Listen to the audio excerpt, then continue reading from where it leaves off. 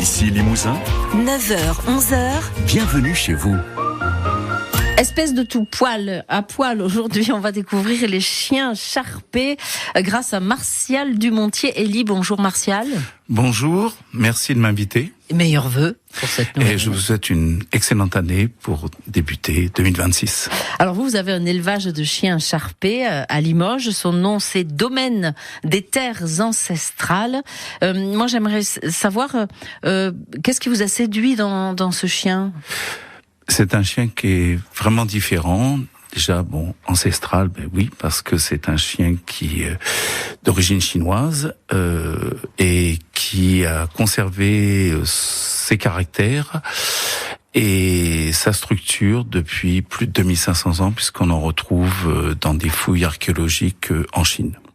Donc c'est un chien, on le rappelle, qui a beaucoup de peau, on a l'impression qu'il est un peu plissé. C'est sa particularité, c'est cette peau qui n'est pas un sous-poil, c'est-à-dire c'est pour le protéger des agressions quand il vivait en Chine, notamment des animaux sauvages, etc.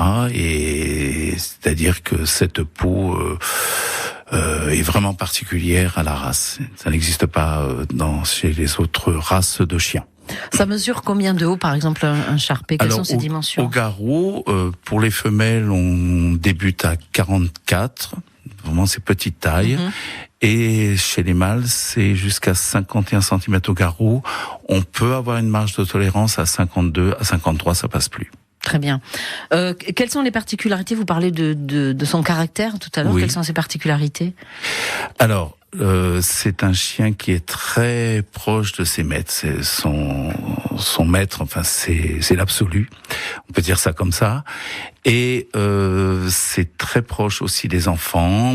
Avec le contact des humains, ça fonctionne très très bien.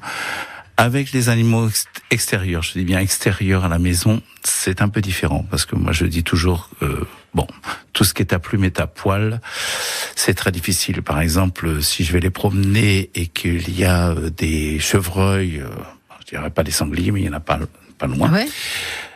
Heureusement qu'ils sont attachés, parce que sinon ils suivent la trace. Ils seraient chasseurs alors. Ils sont chasseurs. J'ai la première femelle que j'ai eue, elle s'arrêtait, la patte avant en l'air. Elle marquait l'arrêt. Elle marquait l'arrêt. Et là j'ai dit, j'ai un chien de chasse, c'est pas ce que j'avais. Voilà. Ah oui, c'est embêtant. Non, c'est pas. Il faut le savoir. Il faut le savoir. Disons qu'avec le charpé, il faut anticiper. Et quand j'ai des chiots qui vont dans des nouvelles familles, je leur dis bien aux futurs maîtres d'anticiper, parce que on peut leur faire confiance, mais pas trop.